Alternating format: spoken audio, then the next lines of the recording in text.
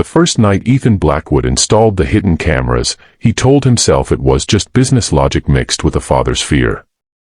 As the youngest billionaire tech investor in the city, he was used to securing assets, monitoring systems, predicting threats before they appeared. But his greatest investment had nothing to do with money. It was his 3 children, his disabled triplets, born prematurely after a complicated pregnancy that had taken their mother's life. That loss had carved a permanent silence inside Ethan, and since that day, his world revolved around protecting what little family he had left.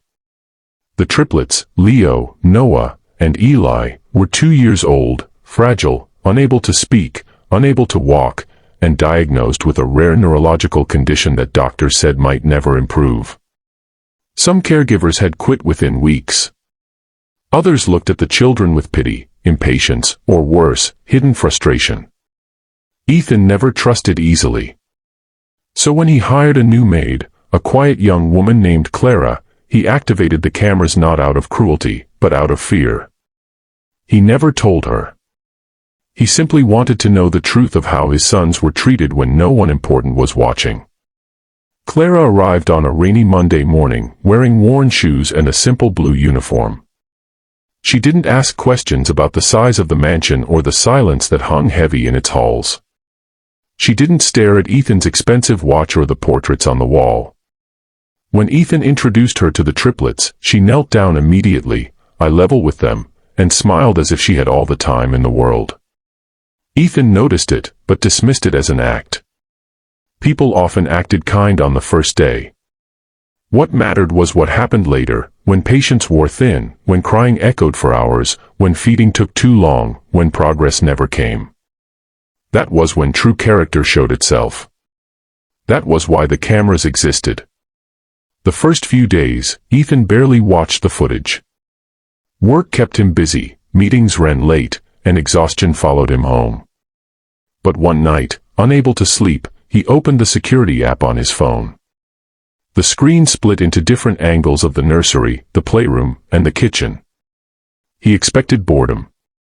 Instead, he saw Clara sitting on the floor, surrounded by toys, gently clapping her hands to a slow rhythm.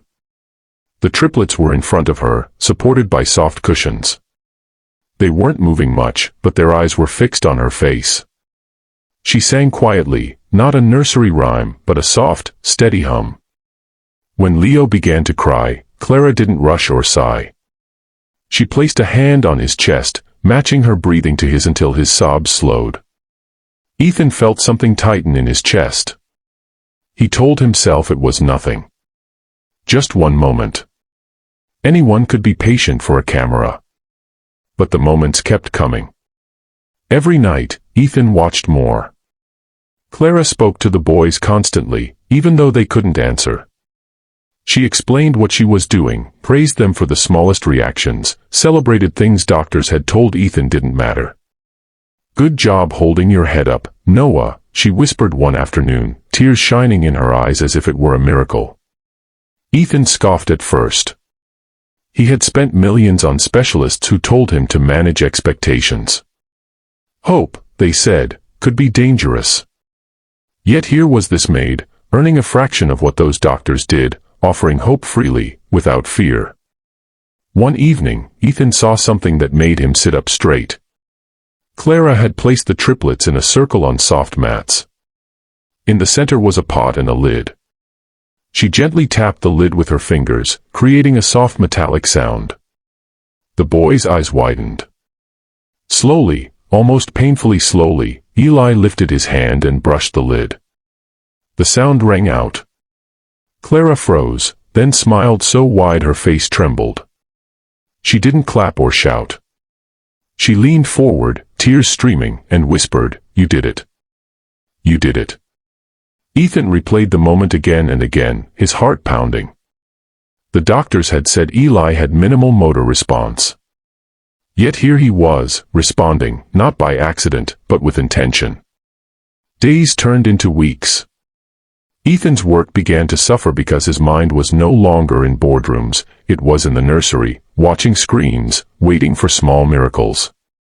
Clara never knew she was being watched. She never exaggerated her care. When the boys were difficult, she stayed calm. When she was exhausted, she sat on the floor and rested with them instead of leaving them alone. One night, Ethan saw her reading to them long after her shift ended. Another night, he saw her kneel beside their beds and pray silently, her hands shaking, as if she were asking for something bigger than herself.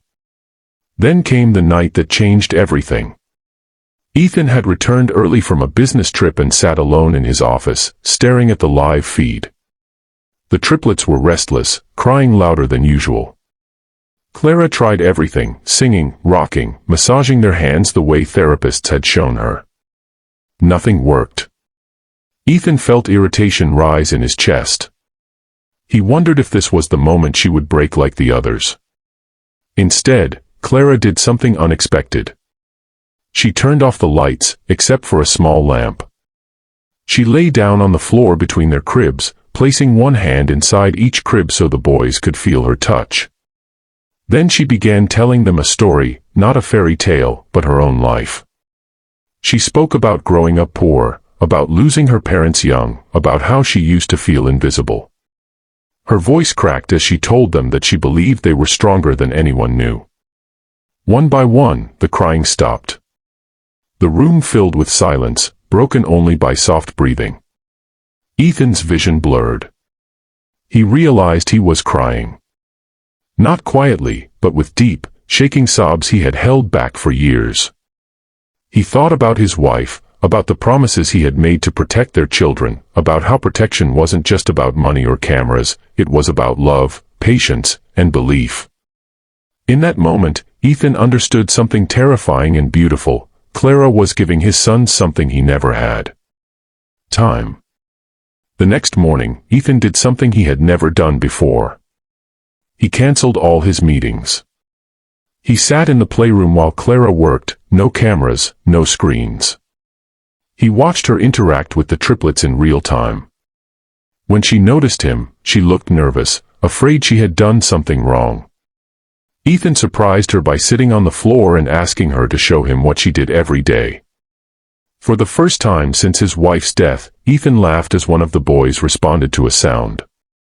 For the first time, he felt hope without fear. Weeks later, Ethan made a decision that shocked his entire staff. He removed all hidden cameras from the nursery. He raised Clara's salary beyond what she could imagine. But more than that, he asked her to stay, not as a maid, but as part of the family. He invested in new therapies inspired by the methods Clara used instinctively: music, touch, patience, emotional safety. The doctors were stunned when the triplets began showing slow but undeniable improvement. Small movements. Longer focus. Gentle sounds that almost resembled words. The story didn't end with a miracle overnight. The triplets didn't suddenly walk or speak perfectly. But something far more powerful happened. They were no longer just protected, they were understood. Ethan stopped hiding behind cameras and started showing up. He learned that true wealth wasn't measured in billions, but in moments, like the first time Noah smiled at his father, or the first time Leo responded to his name. And if this story moved you, if it reminded you that kindness can change lives, that patience can unlock miracles, and that sometimes the greatest heroes are the ones no one is watching, then don't forget to subscribe to this channel. Because stories like this aren't just entertainment. They're reminders of what truly matters. Subscribe now, and stay with us for more powerful, emotional stories that touch the heart and change the way you see the world.